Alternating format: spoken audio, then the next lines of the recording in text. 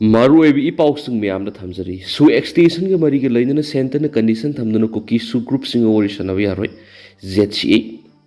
haukiba decade ani romdi gi hauduna India lenga amadi Kuki militant group singa suspension of operation su tangkak naina khuyek pi naduna extension tawduna lakiba du makhatana su extension ga mari lainana Ministry of Home Affairs MSA amadi Kuki su group singa wari sanabagi thabak chathariba si India lenga ki mege digi mangjong na condition thamduna wari sanabagi thabak chathabi yaro haina Zomi situation ZCA na akan mukapam tamlakli phongdorakli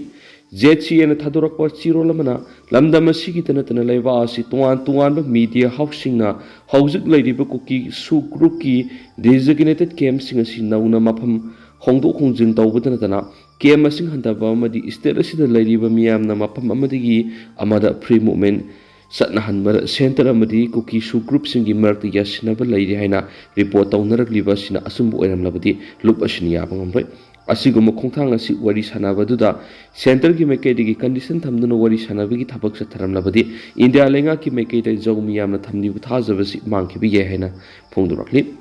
haukiba sai English ngani ga kungo humdoi gi me ahumdagi tholakkiba irang sida Zomi yamna mitai gi mathakta free movement satna handana lakliba si Kuki Zomi yamna taliba territorial demand ngasi phawba phangdana lairiba sigi mathakta ngasi phawba loisindana lairiba Manipur gi crisis asida makhatana misi mina thoktana bigidama tangai phadana free movement thingbagi khongjang sangshinmani state na sponsor tawduna ethnic violence ki mingda systematic oina Zau community singbu lamdam asidagi muthatna bokhona raglabasu ngasi phaw Zau miyamna ingtapagi lambida khongthang thangduna lakli Union Government of India na majority oiriba mitai gi interest na makhoina tawbanga mathabak kya compromise tawduna lairi haina Government of India bu maral shibaga loina Manipur crisis asiki ground reality khangnanaba Government of India na hotnagadabani lamdam asida ngasidi mitai amadi Zau miyam gi marakta tuan ba territory naina khaitoktura lairi hauzik khaitoktura lairiba mitai amadi Zau gi tuan ba territory asi political demand mar moiraga ohelakhibanati Manipur thokliba crisis asina maram oiraga ohelakibani haukiba sai English ngani ga kungo humdagi me ahumdagi tholakiba Manipur crisis asina maram oiraga Zau miyamna legislature yawba union territory demands asi center na thabak to onthokpa natana atai atopa pambai amata khongthang amata leithi ingtapa hanjelangna mingda center na political goeba khudong sab khara phangna bigi dama thaba amata paikhat loidabani haina su ZCA na thadorak pa chirolashina makhatarakli panmaya abadi lakliba tha sigi marida MHA amadi Kuki su group ki marakta Manipur thokliba crisis amadi su extension ga mari lengna wari sanaraba yai haina leba asigi media house kiana report tawnar su laikhrabani amaromdana Kuki sing su makha sangdokpa pamdabra singda security force tagi lakhiba khulai sing lakhutkadori haukiba sai English ngani ga Nipan gi July thada India government Manipur government amadi Kuki khulai paiba group singna khuyek pi na duna satna rakhiba suspension of operations su makhatana sangdokpada maitei kaktana tana Kuki miyam gi marakta su pamnadri amaromdana singi lamda security force tagi lakhiba khulai sing atuba matamda India army amasum Assam rifles kuthangna government sinagadori Thazaba yaba tungan pawgi likhun sina phongdorakpagi matungina su makhatana sangdokpana Kuki lairaba miyamna hena wahangani haukiba sai English ngani ga manga de India government ka Kuki UG group singi apunba body ni KNO amasum UPF ka suspension of operations satnaraba matungna English ngani ga Nipan na Manipur government yauna amuhana sign tawna khibani pawgi likhun sing hai Shuda lebu Kuki khulai paiba group singi leader dagi horaga isam zamba kedar phawba makuta khulai pairaga makoina satningma mafamna satpada kanana su athingbu pidi makoina tawningma tawuda miyamna wama phawba haiba ngamti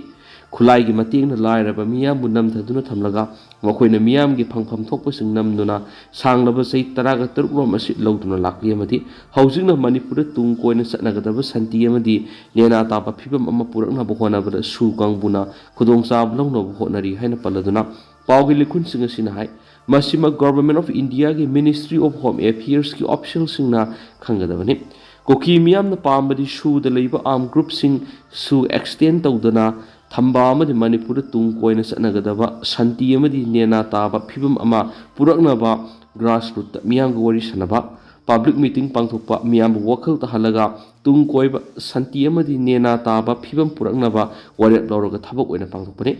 Manipur khulai paiba Kuki group punga mangarong Kuki National Organization KNO amasum United People's Fronts UPF ki makhada suspension of operations through agreement sing sign tawnarakibani Pauge likhun sing hai National Highway hangdokpi wafam na su da ladiba kangbu sing yarabasu miyam na yadrabadi Government of India ki Ministry of Home Affairs ki officials sing na hotnarabasu mai pakpangamroi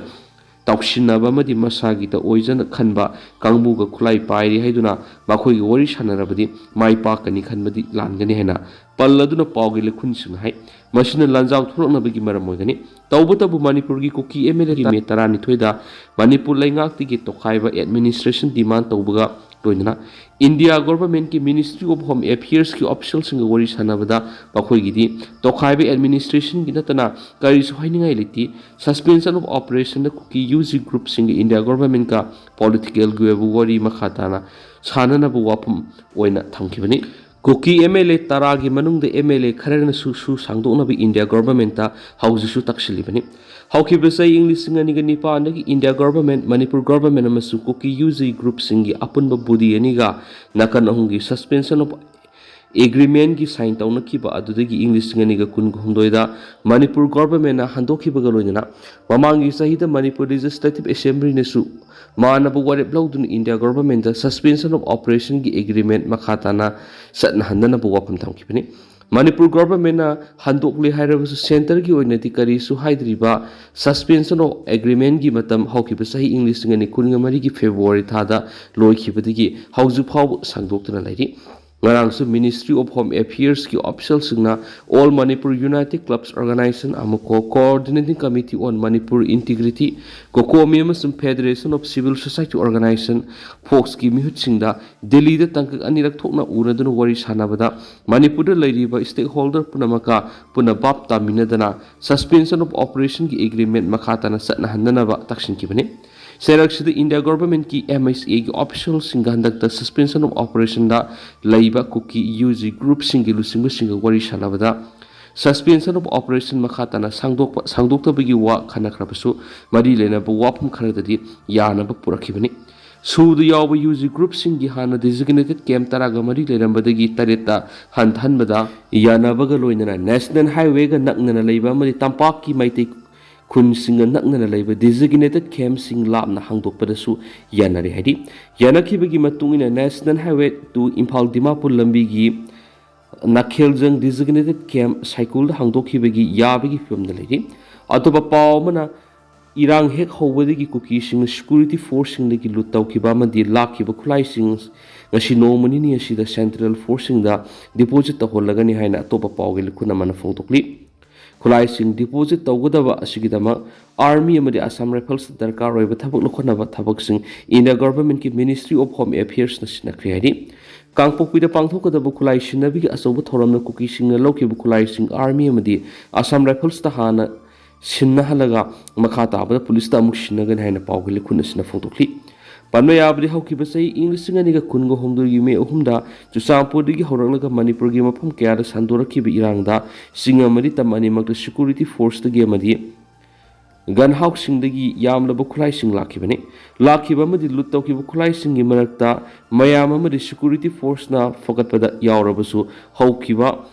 matam kharagi mamangna arambai tingol na ahanba Manipur Rifles ta yamlaba khulai sing thingalakhiba garona security force na tampak lamdagi security force ta lakiba yamlaba sophisticated oiba khulai sing khongalaga ahanba Manipur Rifles ta pulap oina thamkhrabani amaromnana Chusampur gi ke mongjang ngarang somuk hana nungoi kapnaki Chusampur police station ki manung sanba ke mongjang da ningthokab numita sudu yawdaba United Kuki National Army UKNA ki cadre sing satakhiba imbusta sudu leriba Kuki National Organization Kuki National Army ki deputy commander in chief yawna miyoi mari hatkiba mapam amadumaktada ngarang ayu angan mada makhatana akan mamon kuthona kre hari Chusampur police na hai numai kapna bagi thaudo du ngarang ayuk pung ahumlom tabada thokibani thaudo odu mi simina asu open gi paulati khuthona khiba du karamba kanglup no haiba khangmangamdri hari atopa pawgi likhuna manadi khuthona bagi thaudo odu UKNA amasum KNA gi kedar singi maraktani hari ꯅꯤꯡꯊꯧꯀꯥꯕ ꯅꯨꯃꯤꯠꯇ ꯊꯣꯛꯈꯤꯕ ambush ꯑꯗꯨꯗ ꯃꯇꯦꯖꯪ ꯈꯨꯟꯗꯒꯤ ꯊꯦꯟꯈꯣꯊꯥꯡ alias ꯊꯥꯄꯤ ꯅꯤꯐꯨꯒ ꯅꯤꯄꯥꯟ ꯇꯥꯏꯁꯪ ꯈꯨꯟꯗꯒꯤ ꯁꯥꯏꯈꯣꯒꯤꯟꯁꯦ ꯀꯨꯟꯊ꯭ꯔꯥꯒ ꯃꯉꯥ ꯆꯦꯡꯀꯣꯟ ꯈꯨꯟꯗꯒꯤ ꯂꯦꯟꯈꯥꯎꯁꯦ ꯀꯨꯟꯊ꯭ꯔꯥꯒ ꯃꯉꯥ ꯑꯃꯁꯨꯡ ꯀꯣꯏꯇꯦ ꯈꯨꯟꯗꯒꯤ ꯍꯔꯤꯡꯁꯩ ꯍꯨꯝꯗ꯭ꯔꯥꯒꯅꯤꯊꯣꯏ ꯁꯤꯈꯤꯕꯅꯤ ꯊꯥꯄꯤ ꯑꯦꯂꯥꯏꯁ ꯊꯥꯡꯕꯣꯏ ꯍꯧꯈꯤꯕ ꯑꯁꯤ KNAꯒꯤ ꯗꯤꯄꯨꯇꯤ ꯀꯃꯥꯟꯗꯔ ꯏꯟ ꯆꯤꯐꯅꯤ ꯆꯨꯔꯆꯥꯟꯄꯨꯔ ꯄꯨꯂꯤꯁꯅ FIR ꯑꯃ ꯂꯧꯈꯠꯇꯨꯅ ꯊꯧꯗꯣꯛ ꯑꯗꯨꯒꯤ ꯃꯇꯥꯡꯗ ꯊꯤꯒꯠꯄ ꯍꯧꯈ꯭ꯔꯦ ꯑꯗꯨꯃꯥꯏꯅꯃꯛ ꯊꯧꯗꯣꯛ ꯑꯗꯨꯒ ꯃꯔꯤ ꯂꯩꯅꯅ ꯃꯤꯐꯥ ꯃꯤꯄꯨꯟꯒꯤ ꯄꯥꯎ ꯂꯩꯊꯤ ꯃꯔꯛ ꯑꯁꯤꯗ ꯁꯣꯁꯤꯌꯦꯜ ꯃꯤꯗꯤꯌꯥꯗ ꯊꯥꯗꯣꯔꯛꯄ ꯚꯤꯗꯤꯑꯣ ꯀ꯭ꯂꯤꯞ ꯑꯃꯗ ꯑꯦꯝꯕꯨꯁ ꯑꯗꯨꯗ ꯑꯃꯥ ꯑꯇꯥ ꯊꯣꯛꯈ꯭ꯔꯕ Hyundai Creta car registration number MN01AG 9187 ꯑꯗꯨ ꯅꯍꯥ ꯈꯔꯅ ꯂꯝꯗꯝ ꯑꯗꯨꯒꯤ ꯀꯥꯔ ꯋꯥꯁ ꯑꯃꯗ ꯄꯨꯔꯒ ꯆꯥꯝꯊꯣꯛꯄ ꯎꯈꯤ ꯀꯦꯁꯇ ꯁꯤꯖꯤꯟꯅꯔꯤꯕ ꯀꯥꯔ ꯑꯃ ꯃꯇꯧ ꯀꯔꯝꯅ ꯂꯣꯀꯦꯜ ꯀꯥꯔ ꯋꯥꯁ ꯑꯗꯨꯗ ꯆꯥꯝꯂꯤꯕꯅꯣ ꯍꯥꯏꯕ ꯋꯥꯍꯪ ꯃꯥꯏꯀꯩ ꯀꯌꯥꯗꯒꯤ ꯍꯪꯅꯔꯛꯈꯤ ꯂꯣꯏꯅꯅ ꯄꯨꯂꯤꯁꯅ ꯃꯗꯨ ꯀꯔꯤ ꯌꯦꯡꯂꯒ ꯂꯩꯕꯅꯣ ꯍꯪꯅꯔꯛꯈꯤ ꯀꯨꯀꯤ ꯈꯪꯂꯥꯏ ꯂꯣꯝꯄꯤ KKLꯒꯤ ꯅꯍꯥꯁꯤꯡꯅ ꯃꯤꯑꯣꯏꯕꯒꯤ ꯁꯥꯗꯣꯡꯁꯤꯡ ꯒꯥꯔꯤꯗ ꯄꯛꯄ ꯑꯗꯨ ꯆꯥꯝꯊꯣꯛꯄꯅꯤ ꯍꯥꯏꯅ ꯄꯨꯂꯤꯁꯀꯤ ꯃꯥꯏꯀꯩꯗꯒꯤ ꯐꯣꯡꯗꯣꯔꯛꯈꯤ ꯍꯥꯏꯔꯤ ꯀꯥꯔ ꯑꯗꯨ ꯍꯧꯖꯤꯛ ꯄꯨꯂꯤꯁ ꯀꯁꯇꯗꯤꯗ ꯂꯩꯔꯤ ꯅꯥꯀꯜ ꯑꯃꯔꯣꯝꯗ ꯀꯥꯔ ꯑꯗꯨꯒꯤ ꯃꯄꯨ ꯑꯗꯨ MD ꯔꯃꯦꯖꯨꯗꯤꯟ ꯀꯧꯕ ꯑꯃꯅꯤ ꯍꯥꯏꯅ ꯁꯣꯁꯤꯌꯦꯜ ꯃꯤꯗꯤꯌꯥꯗ ꯚꯥꯏꯔꯦꯜ ꯆꯠꯂꯛꯈꯤꯕ ꯑꯗꯨꯒꯤ ꯃꯇꯥꯡꯗ ꯃꯤꯑꯣꯏ ꯑꯗꯨꯒꯤ ꯃꯆꯥꯅꯨꯄꯥꯅꯤ ꯍꯥꯏꯕ ꯍꯦꯞꯐꯤ ꯀꯧꯕ ꯑꯃꯅ ꯑꯦꯝꯕꯨꯁꯇ ꯑꯀꯥꯏ ꯑꯇꯣꯏ ꯅꯪꯂꯕ ꯀꯥꯔ ꯑꯗꯨ ꯀꯨꯀꯤꯁꯤꯡ ꯑꯗꯨꯅ ꯅꯝꯕꯔ ꯂꯥꯟꯅ ꯁꯤꯖꯤꯟꯅꯕꯅꯤ ꯃꯈꯣꯏꯒꯤ ꯒꯥꯔꯤꯗ ꯈꯨꯝꯖ ꯏꯪ 2023ꯒꯤ ꯁꯦꯞꯇꯦꯝꯕꯔ 13ꯗ ꯑꯦꯛꯁꯤꯗꯦꯟ ꯊꯣꯛꯄꯗꯒꯤ ꯐꯤꯕꯝ ꯊꯤꯅ ꯁꯣꯛꯇꯨꯅ ꯋꯥꯔꯛꯁꯣꯞꯇ ꯁꯦꯝꯂꯒ ꯂꯩꯔꯤ ꯍꯥꯏꯅ ꯋꯥꯔꯛꯁꯣꯞ ꯑꯗꯨꯗꯒꯤ Facebook ꯂꯥꯏꯚ ꯇꯧꯔꯒ ꯊꯥꯒꯠꯂꯛꯈꯤ ꯃꯇꯧ ꯀꯔꯝꯅ ꯀꯥꯔ ꯑꯗꯨꯒꯤ ꯅꯝꯕꯔ ꯃꯥꯟꯅꯔꯝꯂꯤꯕꯅꯣ ꯑꯃꯁꯨꯡ ꯀꯝꯗꯧꯅ ꯈꯨꯠꯂꯥꯏ ꯄꯥꯏꯕꯁꯤꯡꯅ ꯁꯤꯖꯤꯟꯅꯔꯝꯂꯤꯕꯅꯣ ꯍꯥꯏꯕꯗꯨ ꯃꯔꯤ ꯂꯩꯅꯕꯁꯤꯡꯅ ꯊꯤꯒꯠꯄꯤꯌꯨ ꯍꯥꯏꯅꯁꯨ ꯃꯥꯡꯅ ꯐꯣꯡꯗꯣꯛꯈꯤ ꯑꯃꯔꯣꯝꯗꯅ ꯗ꯭ꯔꯣꯟ ꯕꯣꯝꯕꯤꯡꯗ ꯆꯦꯟꯅꯕꯅꯤ ꯍꯥꯏꯕ ꯑꯃ ꯖꯦꯜ ꯌꯧꯈ꯭ꯔꯤ ꯃꯃꯥꯡ ꯆꯍꯤꯒꯤ ꯁꯦꯞꯇꯦꯝꯕꯔ ꯑꯃꯗ ꯏꯝꯐꯥꯜ ꯋꯦꯁ ꯗꯤꯁꯇ꯭ꯔꯤꯛꯀꯤ ꯀꯥꯎꯊ꯭ꯔꯨꯛ ꯑꯃꯁꯨꯡ ꯀꯗꯪꯕꯥꯟ ꯑꯦꯔꯤꯌꯥꯗ ꯗ꯭ꯔꯣꯟ ꯕꯣꯝꯕꯤꯡ ꯇꯧꯗꯨꯅ ꯑꯃꯗꯤ ꯅꯣꯡꯃꯩ ꯀꯥꯞꯁꯤꯟꯗꯨꯅ ꯂꯥꯟꯗꯥꯗꯨꯅ ꯅꯨꯄꯤ ꯑꯃ ꯁꯤꯍꯟꯈꯤꯕ ꯑꯃꯁꯨꯡ ꯃꯆꯥꯅꯨꯄꯤꯕꯨꯅ ꯁꯣꯛꯍꯟꯈꯤꯕ ꯊꯧꯗꯣꯛꯇ ꯆꯦꯟꯅꯕꯅꯤ ꯍꯥꯏꯕ ꯁꯥꯃꯨꯑꯦꯜ ꯊꯣꯡꯆꯥꯏꯟ ꯍꯥꯎ ꯋꯥꯏꯐꯩ ꯁ꯭ꯄꯦꯁꯤꯌꯦꯜ ꯀꯣꯔꯠ NIA ꯃꯅꯤꯄꯨꯔ 1 ꯅꯤꯡꯊꯧꯀꯥꯕ ꯅꯨꯃꯤꯠꯇ ꯖꯨꯗꯤꯁꯤꯌꯦꯜ ꯀꯁꯇꯗꯤ ꯔꯤꯃꯥꯟ ꯄꯤꯈ꯭ꯔꯦ ꯀꯥꯡꯄꯣꯛꯄꯤ ꯗꯤꯁꯇ꯭ꯔꯤꯛꯀꯤ ꯃꯅꯨꯡ ꯆꯟꯕ ꯂꯩꯃꯈꯣꯡ ꯃꯅꯥꯛꯀꯤ ꯂꯝꯂꯣꯏ ꯈꯨꯟꯗꯒꯤ ꯁꯥꯃꯨꯑꯦꯜ ꯊꯣꯡꯆꯥꯏꯟ ꯍꯥꯎ ꯋꯥꯏꯐꯩ ꯅꯦꯁꯅꯦꯜ ꯏꯟꯚꯦꯁꯇꯤꯒꯦꯁꯟ ꯑꯦꯖꯦꯟꯁꯤ ꯏꯝꯐꯥꯜ ꯕ꯭ꯔꯥꯟꯁꯀꯤ ꯇꯤꯝ ꯑꯃꯅ ꯖꯨꯟ 22ꯗ ꯐꯥꯈꯤꯕꯅꯤ ꯑꯃꯁꯨꯡ ꯉꯔꯥꯡ ꯐꯥꯎꯕ NIAꯒꯤ ꯀꯁꯇꯗꯤ ꯔꯤꯃꯥꯟ ꯂꯧꯊꯣꯛꯈꯤꯕꯅꯤ ꯃꯤꯑꯣꯏ ꯑꯗꯨ ꯃꯈꯥ ꯇꯥꯅ ꯖꯨꯗꯤꯁꯤꯌꯦꯜ ꯀꯁꯇꯗꯤ ꯔꯤꯃꯥꯟ ꯄꯤꯕꯤꯗꯨꯅ ꯊꯧꯗꯣꯛ ꯑꯗꯨꯒꯤ ꯃꯇꯥꯡꯗ ꯍꯦꯟꯅ ꯀꯨꯞꯊꯅ ꯊꯤꯖꯤꯟꯕ ꯌꯥꯅꯕ ꯍꯣꯠꯅꯕꯗ ꯃꯇꯦꯡ ꯄꯥꯡꯕꯤꯅꯕ ꯀꯣꯔꯠꯇ ꯍꯥꯏꯖꯈꯤ special court NIA Manipur number 1 NIAꯒꯤ ꯁ꯭ꯄꯦꯁꯤꯌꯦꯜ PPꯒꯤ ꯋꯥꯐꯝ ꯇꯥꯔꯕ ꯃꯇꯨꯡꯗ ꯑꯃꯁꯨꯡ ꯀꯦꯁꯀꯤ ꯔꯦꯀꯣꯔꯗꯁꯤꯡ ꯌꯦꯡꯂꯕ ꯃꯇꯨꯡꯗ ꯀꯨꯀꯤ ꯃꯤꯂꯤꯇꯦꯟꯅꯤ ꯍꯥꯏꯅ ꯆꯤꯡꯅꯔꯤꯕ ꯁꯥꯃꯨꯑꯦꯜꯕꯨ ꯖꯨꯂꯥꯏ 19 ꯐꯥꯎꯕ ꯖꯨꯗꯤꯁꯤꯌꯦꯜ ꯀꯁꯇꯗꯤ ꯔꯤꯃꯥꯟ ꯄꯤꯈꯤꯕꯅꯤ ꯄꯟꯕ ꯌꯥꯕꯗꯤ ꯃꯃꯥꯡ ꯆꯍꯤꯒꯤ ꯁꯦꯞꯇꯦꯝꯕꯔ ꯑꯃꯒꯤ ꯅꯨꯡꯊꯤꯜ ꯄꯨꯡ 2:30 ꯇꯥꯕ ꯃꯇꯝꯗ ꯀꯨꯀꯤ ꯃꯤꯂꯤꯇꯦꯟꯁꯤꯡꯅ ꯗ꯭ꯔꯣꯟ ꯁꯤꯖꯤꯟꯅꯗꯨꯅ ꯅꯣꯡꯊꯛꯇꯒꯤ ꯕꯣꯝ ꯊꯥꯗꯔꯛꯄ ꯑꯃꯁꯨꯡ ꯑꯐꯕ ꯃꯈꯜꯒꯤ ꯅꯣꯡꯃꯩ ꯁꯤꯖꯤꯟꯅꯗꯨꯅ ꯀꯥꯞꯁꯤꯜꯂꯛꯄꯗ ꯀꯥꯎꯇ꯭ꯔꯨꯛꯁꯤꯡ ꯂꯩꯀꯥꯏꯗ ꯃꯁꯥꯒꯤ ꯆꯍꯤ 38 ꯈꯛꯇ ꯉꯥꯏꯔꯤꯕꯤ ꯃꯧꯅꯥ ꯑꯃ ꯁꯤꯈꯤꯕꯅꯤ ꯑꯃꯁꯨꯡ ꯃꯍꯥꯛꯀꯤ ꯆꯍꯤ 9 ꯈꯛꯇ ꯉꯥꯏꯔꯤꯕꯤ ꯃꯆꯥꯅꯨꯄꯤꯕꯨꯅ ꯁꯣꯛꯍꯟꯈꯤꯕꯅꯤ ꯊꯧꯗꯣꯛꯁꯤꯡ ꯑꯗꯨ ꯄꯥꯎꯃꯤꯁꯨ ꯑꯁꯣꯛ ꯑꯄꯟ ꯅꯪꯈꯤꯕꯇ ꯅꯠꯇꯅ ꯏꯁꯇꯦꯠ ꯑꯃꯁꯨꯡ ꯁꯦꯀ꯭ꯌꯨꯔꯤꯇꯤ ꯐꯣꯔꯁꯀꯤ ꯀꯦꯝꯞ ꯃꯅꯥꯛꯇꯁꯨ ꯕꯣꯝ ꯇꯥꯁꯤꯜꯂꯛꯈꯤꯕ ꯂꯩꯈꯤꯕꯅꯤ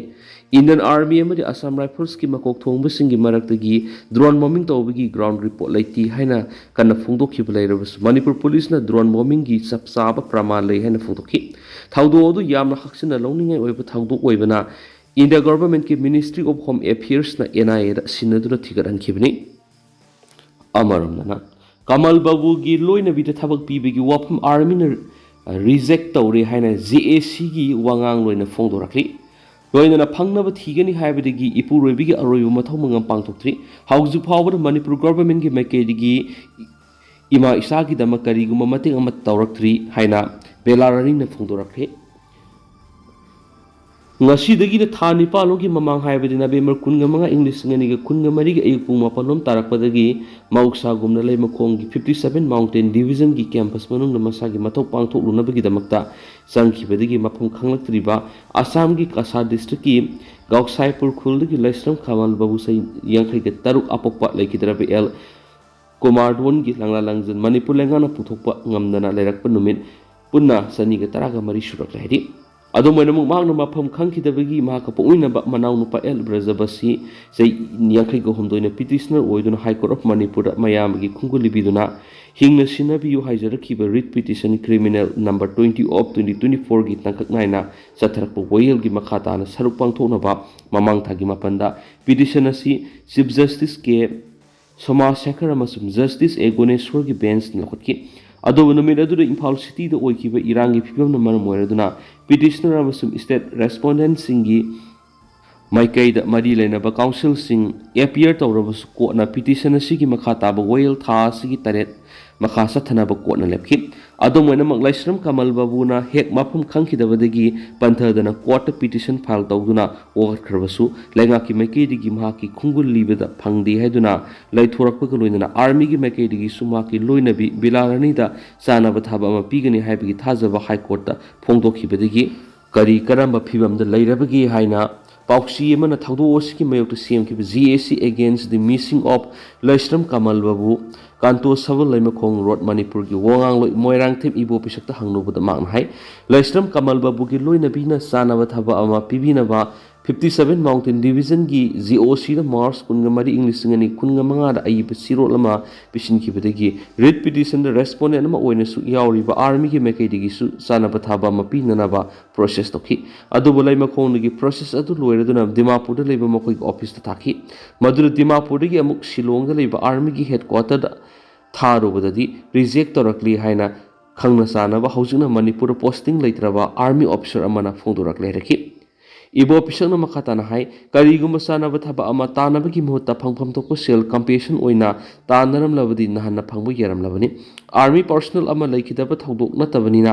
ꯆꯥꯅꯕ ꯊꯕꯛ ꯑꯃ ꯍꯥꯞꯄꯗ ꯈꯨꯗꯣꯡꯆꯥꯗꯕ ꯂꯩ꯫ ꯑꯗꯨꯕꯨ ꯑꯥꯔꯃꯤꯒꯤ ꯃꯥꯏꯀꯩꯗꯒꯤ ꯆꯍꯤ ꯈꯔꯒꯤ ꯑꯣꯏꯅ ꯑꯀꯛꯅꯕ ꯚꯂꯟꯇꯤꯌꯔ ꯈꯔ ꯂꯧꯒꯗꯕ ꯂꯩ ꯃꯗꯨꯗ ꯑꯣꯏꯅ ꯈꯟꯅꯔꯕ ꯌꯥꯏ ꯍꯥꯏꯅꯁꯨ ꯐꯣꯡꯗꯣꯔꯛꯈꯤꯁꯨ ꯍꯥꯏꯔꯤ꯫ ꯃꯇꯥꯡꯁꯤꯗ ꯄꯟꯕ ꯌꯥꯔꯤꯕꯗꯤ ꯃꯣꯏꯔꯥꯡꯊꯦꯝ ꯏꯕꯣꯄꯤꯁꯛ ꯍꯥꯏꯔꯤꯕ GACꯒꯤ ꯋꯥꯉꯥꯡꯂꯣꯏ ꯑꯁꯤ ꯍꯧꯖꯤꯛ ꯐꯥꯎꯕ ꯃꯐꯝ ꯈꯪꯗ꯭ꯔꯤꯕ ꯂꯥꯏꯁ꯭ꯔꯝ ꯀꯃꯜ ꯕꯥꯕꯨꯒꯤ ꯍꯧꯖꯤꯛꯅ ꯂꯣꯏꯇꯥꯡ ꯈꯨꯅꯧꯗ ꯂꯩꯔꯕ ꯄꯣꯛꯃꯤꯟꯅꯕ ꯃꯌꯥꯝꯕ ꯂꯥꯏꯁ꯭ꯔꯝ ꯕꯤꯅꯣꯗꯀꯤ ꯃꯆꯥ ꯅꯤꯉꯣꯜ ꯂꯧꯕꯅꯤ꯫ ꯃꯔꯝ ꯑꯁꯤꯅ ꯂꯥꯏꯁ꯭ꯔꯝ ꯀꯃꯜ ꯕꯥꯕꯨꯗꯁꯨ ꯃꯍꯥꯛꯅ ꯃꯀꯨ ꯄꯣꯛꯊꯣꯛꯏ ꯍꯥꯏꯔꯦꯅꯁꯨ ꯄꯥꯎꯁꯤꯅ ꯃꯈꯥ ꯇꯥꯔꯤ꯫ ꯇꯦꯟꯇꯛꯅ ꯑꯁꯨꯝꯅꯁꯨ ꯃꯌꯥꯝꯗ ꯊꯝꯖꯒꯦ ꯑꯗꯨꯒ ꯍꯧꯖꯤꯛ ꯑꯣꯏꯅꯗꯤ ꯃꯌꯥꯝ ꯄꯥꯎꯒꯤꯁꯨ ꯃꯇꯥꯡ ꯑꯁꯤꯗ ꯂꯣꯏꯁꯤꯟꯖꯔꯒꯦ ꯑꯃꯁꯨꯡ ꯃꯈꯥ ꯇꯥꯕ ꯑꯅꯧꯕ ꯑꯞꯗꯦꯠ ꯃꯌꯥꯝ ꯄꯨꯟꯅ ꯉꯝꯃꯤꯟꯅꯁꯦꯅ ꯆꯦꯅꯦꯜꯁꯤꯒꯤ ꯃꯥꯏꯀꯩꯗꯒꯤ ꯃꯌꯥꯝ ꯃꯐꯝꯗ ꯃꯈꯥ ꯇꯥꯅ ꯊꯝꯖꯔꯤ꯫